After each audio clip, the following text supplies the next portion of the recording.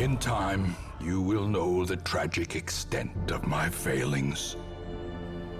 And welcome back to more Darkest Dungeon. This is episode 38, week 102, getting underway. Okay, and our town event this week is the bumper crop. We've seen this one before. All supply and provisioning costs reduced by 100%, so they're free. We can load it up. Now you might be wondering, hey, why didn't you wait for the Fresh Air in the Tunnels town event like you did last week before going in to fight the Swine God? You know, are we going to be able to defeat the Formless Flesh without the bonus damage?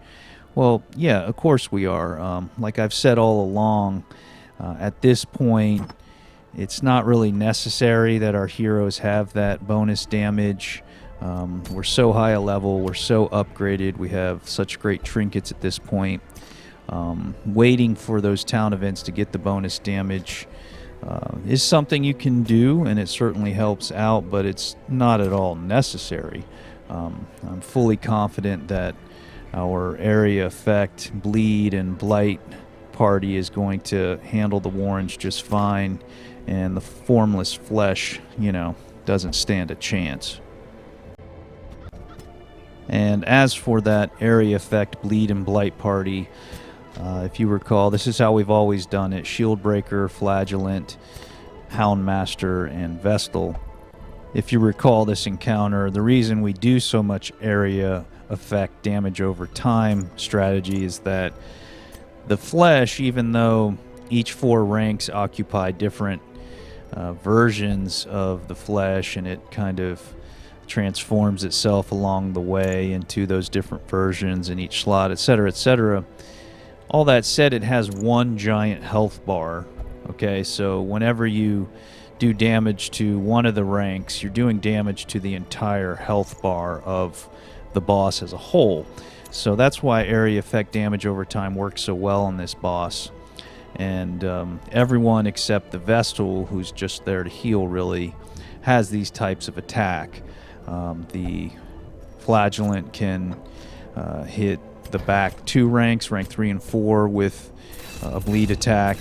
The Houndmaster can hit all 4 ranks with a bleed attack, and the Shieldbreaker can hit all 4 ranks at once with a blight attack. And of course, all of this is predicated on the fact that the flesh is very vulnerable to both bleed and blight attacks, regardless of which form it takes and whatever slot it's in. Some have slightly better bleed and blight resistance than others, but still not enough to really just out and out resist bleed and blight attacks. They pretty much always stick, and that's why this strategy is so effective. Okay, so we're just about ready to go, and just as I've been doing with all of this final push champion level of content, I've compiled all of the Ancestors' memoirs for the Flesh backstory in entirety in chronological order prior to entering the dungeon. So sit back and enjoy. My zeal for blood rituals and summoning rites had begun to ebb, as each attempt invariably brought only failure and disappointment. Progress was halting, and the rapidly accumulating surplus of wasted flesh had become burdensome. I could not store such a prodigious amount of offal, nor could I rid myself of it easily, possessed as it was by unnameable things from outer spheres. When excavations beneath the manor broke through into an ancient network of aqueducts and tunnels, I knew I had found a solution to the problem of disposal. The spasmodically squirming, braying, and snorting half-corpses were heaped each upon the other until at last I was rid of them. The Warrens had become a landfill of snout and hoof, gristle and bone, a mountainous, twitching mass of misshapen flesh fusing itself together in the darkness. The thing is more terrible than I can describe. An incoherent jumble of organ, sinew, and bone. All right, another big-time backstory.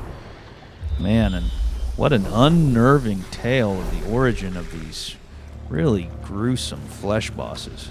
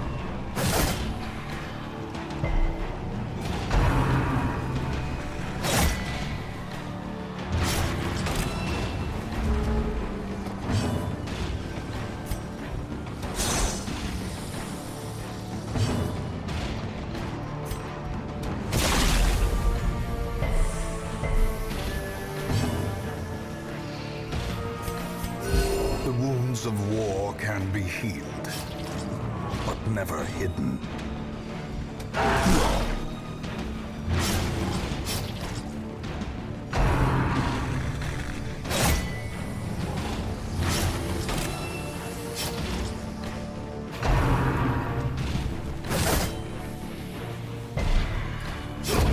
The slow death, unforeseen, unforgiving.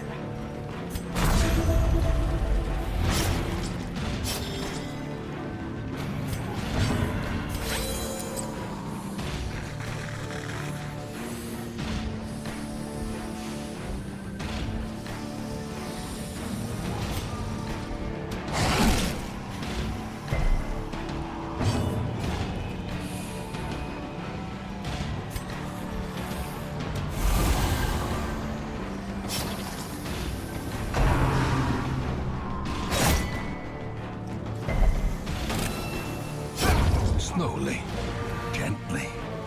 This is how a life is taken.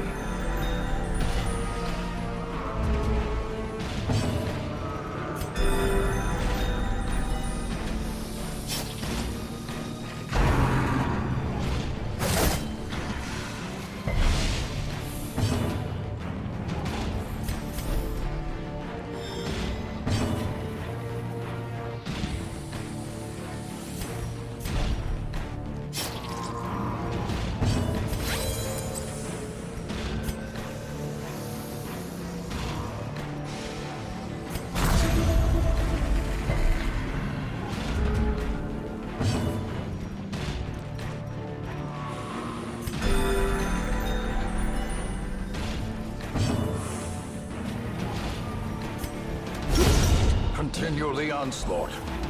Destroy them all. Okay, so first fight out of the way. Ended up being a little bit tougher than maybe it should have been. I don't know. Some rough RNG in there.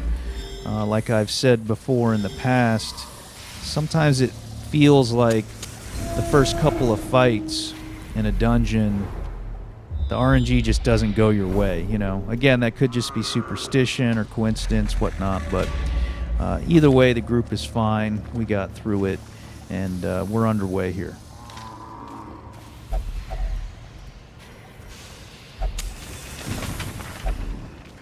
Okay, so nice to find a pile of scrolls, use the torch on it, remove a negative quirk. We didn't really need to remove that enlightened quirk from our shield breaker, but, you know, it was free, so why not?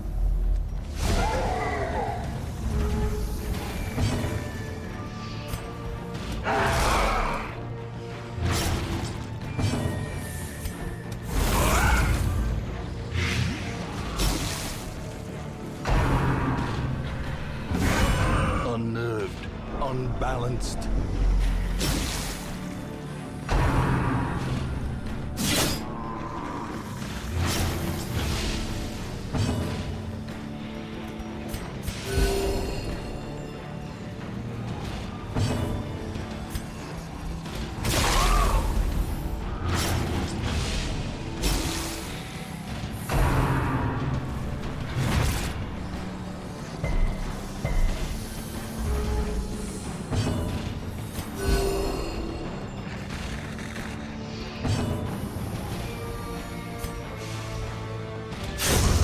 formation is broken.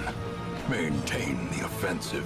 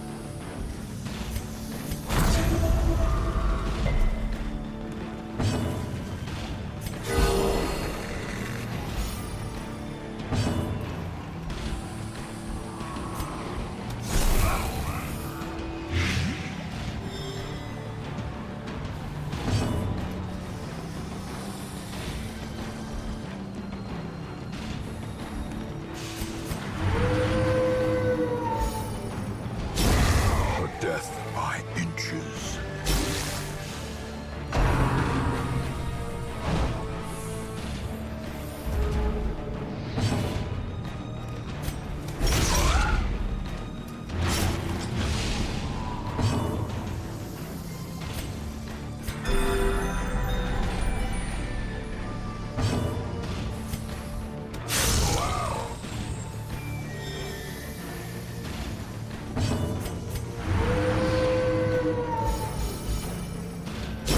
Great is the weapon that cuts on its own. Okay, so a much better fight that time. Got a little beat up along the way. Those guys hit kind of hard, but you could really see better that fight how effective the area effect bleed and blight strategy is, especially considering those enemies have pretty high armor rating. And if you recall, high armor will help reduce incoming direct damage, but it does not reduce damage at all for bleed and blight attacks. So that's another reason that those type of attacks are really useful in the Warrens. Alright, so we've taken a little bit of a detour to get a secret room. If only treasure could staunch the flow of otherworldly corruption. And we're going to snuff the torch and use a key in here as usual to try to get better loot. Terrors may indeed stalk these shadows, but yonder, a glint of gold.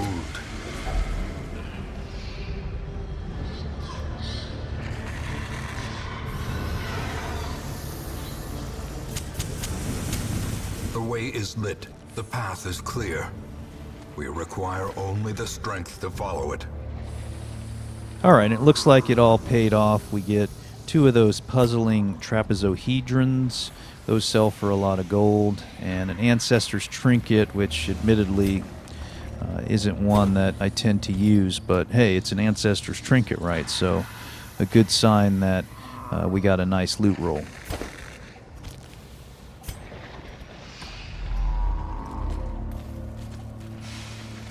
And you'll notice that we got that secret room uncovered with a critical scouting check. And look at the map, like the whole map is scouted.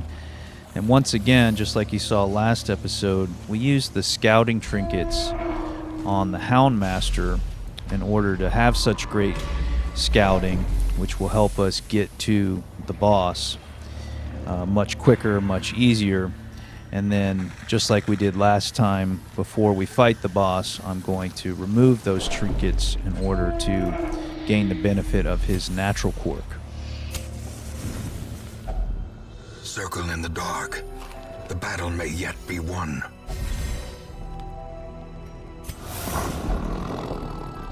So I noticed in that last hallway that there's a curio that gives a really nice buff to damage. However, if we clicked it before we camped, once we rested, we'd lose the buff. So that's why I backpedaled, chose to camp here and now, and then once we're done, we can click on the curio and have the buff for the boss fight. And as for our camping skills, we've prevented a nighttime ambush.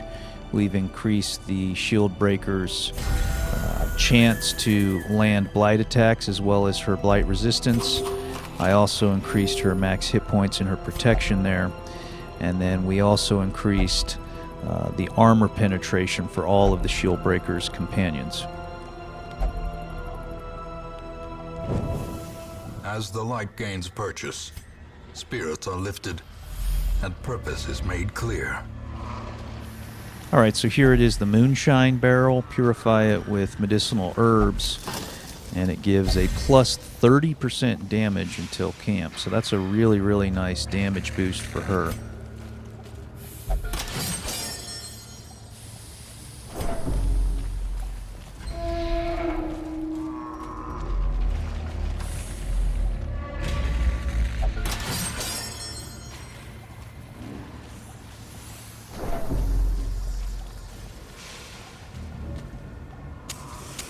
The light, the promise of safety.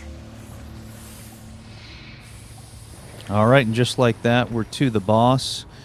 Similar to last episode, a very fast and easy run getting to the boss. A nice change of pace from those long, grueling DLC maps. You know, the Endless Harvest and the Crimson Court and whatnot. So we'll definitely take that. We've unequipped the Houndmaster's trinkets since we don't need scouting anymore, and he can benefit from his natural quirk. And otherwise, we are just switching around our combat skills. We don't need stress healing in there, etc., etc. And it looks like we're just about ready to go. Hope you've enjoyed this nice, fast run. Let's go get the Formless Flesh. Squirming, contorting, and ever expanding. This horror must be unmade.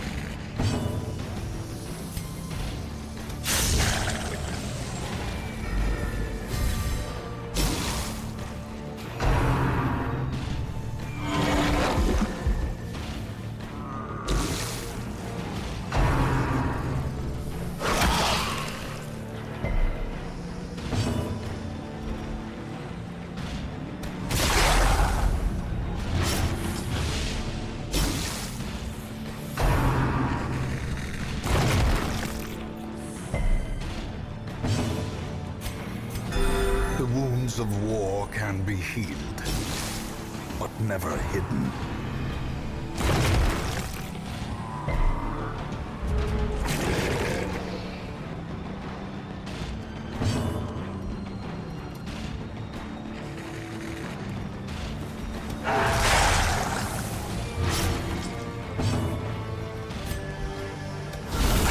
Impressive.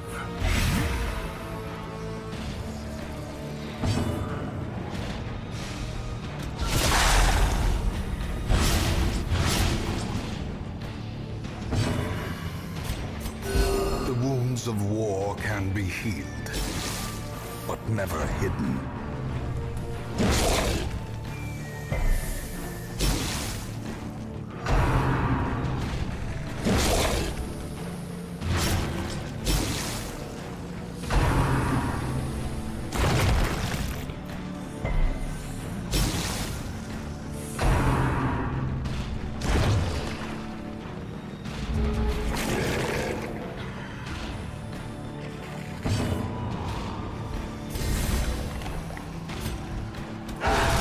decisive pummeling.